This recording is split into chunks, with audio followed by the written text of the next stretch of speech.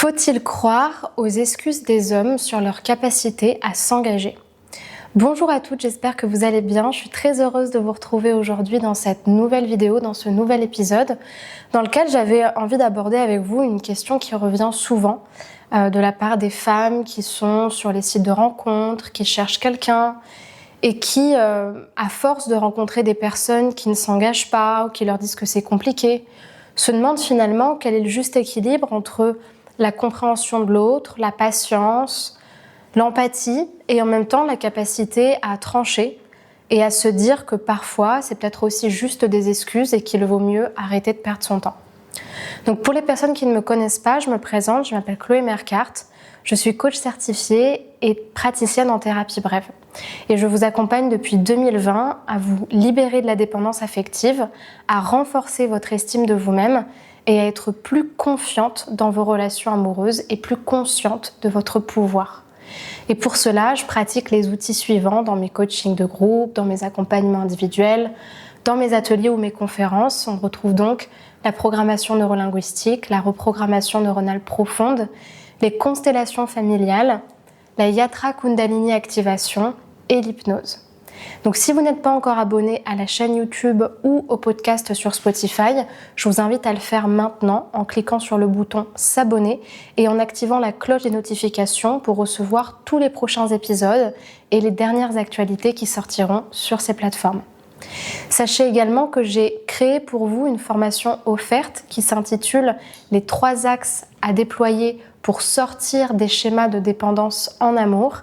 Et donc justement, c'est une formation qui vous explique quels sont les piliers très importants à renforcer pour améliorer ses relations amoureuses et sortir des cycles répétitifs. Donc pour intégrer cette formation, je vous invite à cliquer sur le deuxième lien dans la description de l'épisode et à remplir le formulaire pour la recevoir directement par mail. Pour vous répondre dans cette vidéo, je vais vous donner un exemple qui m'est arrivé dans ma vie personnelle. Donc si jamais il y a une personne qui se reconnaît, eh ben tu te reconnaîtras. Donc, fut un temps, j'habitais dans un endroit et j'avais fait la connaissance d'une personne qui habitait proche de chez moi. Et il se trouve que dans ma vie, je change pas mal de résidence. Et donc j'ai à un moment donné eu un déménagement. Et au moment de déménager, cette personne me dit bah voilà Chloé, je t'aime trop, on est trop amis, on s'entend trop bien, t'inquiète pas, on restera en contact ensemble, c'est pas du tout un problème pour moi, etc. etc. Et moi, il se trouve que je m'inquiète pas trop parce que dans ma vie, je pars du principe que ce soit en amitié ou en amour, quand on compte pour quelqu'un, la personne va faire l'effort de maintenir le contact. Et il se trouve que quand j'ai déménagé, cette personne-là n'a plus répondu, n'a plus donné signe de vie, n'a plus priorisé les dates qu'on mettait ensemble, trouvé des créneaux, tout était plus compliqué, alors que finalement on n'était pas si loin que ça. Et dans d'autres choses de ma vie, mais ça pourrait être le cas pour vous, il y a plein d'autres relations que j'ai gardées à des centaines de kilomètres parce qu'il y avait l'intérêt. Et des exemples comme ça, je pourrais vous en donner plein, des amis qui finalement n'étaient pas réellement des amis, des personnes qui, quand vous leur apportez quelque chose et qu'elles n'en voient plus l'intérêt, finalement vous consomment et puis après vous oublient et vous ignorent. C'est des choses pareilles qui est arrivé à certaines de mes clientes dans les relations amoureuses, le fait que finalement je rencontre un homme qui me dit qu'il n'est pas prêt à s'engager maintenant, que c'est trop compliqué, mais qui finalement, quand il rencontre une autre femme, il est prêt. Donc moi, je pense que c'est quelque chose, comment dire, qu'il faut l'interpréter avec de la sagesse et du recul, de se dire, c'est vrai que parfois, selon les choses qu'on traverse dans notre vie, il peut y avoir des vrais moments difficiles qui nous empêchent d'avoir l'énergie de nous engager, comme par exemple un changement de travail, un licenciement, du chômage, un deuil difficile, une perte dans sa vie. Bien sûr qu'on a des épisodes de vie qui font qu'on n'a pas l'énergie de s'engager. Mais au point d'oublier la personne, au point de l'ignorer, au point de ne pas prioriser la relation sur le long terme et de ne pas prendre les perches que vous lance la personne pour continuer à nourrir la relation, moi je pense qu'il faut arrêter de se foutre de la gueule du monde. Et qu'à un moment donné, quand vous êtes vraiment intéressé par quelqu'un, vous trouvez du temps et vous gardez le peu d'énergie que vous avez pour rassurer la personne sur le fait que ça n'a rien à voir avec elle, mais que vous reviendrez vers elle quand vous serez prêt. Et dans les relations amoureuses, c'est la même chose, c'est-à-dire qu'à un moment donné, que la personne ne soit pas prête, on peut l'entendre, mais c'est aussi un choix. Qu'est-ce qui fait que quand finalement la même personne en question rencontre une autre personne qui, elle, ne l'attend pas et qui, elle, sait ce qu'elle veut, qu'est-ce qui fait que bizarrement, dans sa vie, tout va se débloquer, elle va trouver le temps, elle va trouver l'énergie, elle va trouver la motivation.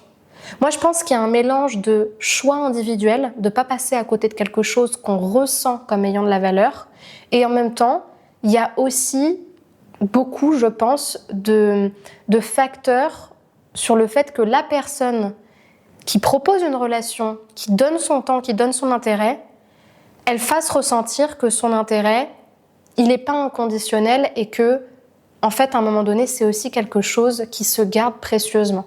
Donc vraiment, c'est quelque chose à prendre avec de l'équilibre et vraiment, je pense, de la sagesse, parce que je suis pas en train de vous dire dans vos relations, soyez radicaux, soyez durs, soyez méchants, soyez avares de votre temps, de votre amour. Pas du tout. Je pense que quand on donne de l'amour, il faut le faire d'une manière inconditionnelle. Mais il ne faut pas non plus vous sacrifier pour quelqu'un qui finalement ne s'investit pas dans le lien. Et ça, c'est aussi vrai en amour qu'en amitié. Donc pour répondre très strictement à la question, je pense que notre capacité à nous engager, elle dépend vraiment que de nous et elle dépend de notre niveau d'énergie. Donc si la personne, elle traverse une période difficile qui fait que pour le moment, c'est trop tôt pour elle, c'est sa décision en fait. Et des fois, ça n'a rien à voir avec nous. Des fois, ça a juste à voir avec le fait que pour le moment, c'est pas le bon moment. Ok, c'est pas le bon moment, mais ça veut dire que tu fais le choix quelque part de perdre la relation parce que c'est pas le plus important pour toi. Et c'est ok. Et d'un autre côté, parfois, en laissant un petit peu de temps, je dis bien un petit peu, et en faisant comprendre à la personne que vous pouvez la comprendre, mais que ce sera pas tout le temps et que vous n'allez pas l'attendre tout le temps, ça peut permettre à la personne justement de trouver le temps, l'énergie, les moyens nécessaires pour se mettre en place. Exemple concret, une fois j'accompagnais une femme qui me disait « Mais Chloé, moi j'ai perdu plusieurs semaines de temps avec un homme qui n'était pas en place par rapport à son ex-femme, il n'avait pas fait les démarches, les trucs, les machins, qu'est-ce que j'aurais dû faire ?» En fait, ce qu'elle aurait dû faire, c'est déjà, je ne vais pas lui sauter à la gorge, je ne vais pas le contrôler, l'engueuler, l'agresser. Sa vie, elle est comme ça aujourd'hui. Donc, confiance et lâcher prise. Je ne vais pas établir un changement qui ne me regarde pas. Je ne vais pas commencer à me justifier de je ne sais quoi. Moi, aujourd'hui, je veux une relation sérieuse. Et en fait, ce n'est pas forcément dans les mots, mais c'est dans les faits. Faire comprendre à la personne que je vais observer. Je ne vais pas tout de suite te fumer et t'agresser et partir comme ça. Je vais prendre le temps d'observer les choses. Mais si je vois qu'au-delà du temps dont tu as besoin, tu priorises pas la relation, tu t'engages pas plus que ça, et en fait tu me donnes pas la sensation que tu as vraiment envie d'avancer avec moi, à un moment donné, c'est ok aussi de se choisir. Si l'autre se choisit et qu'il choisit son temps, choisissez aussi ce qui est important pour vous. Parce qu'il y a des personnes qui trouvent le temps, qui trouvent les moyens, qui trouvent l'énergie de se rendre disponible pour ce qui compte pour elles. Donc pourquoi est-ce qu'on ne le ferait pas pour vous ?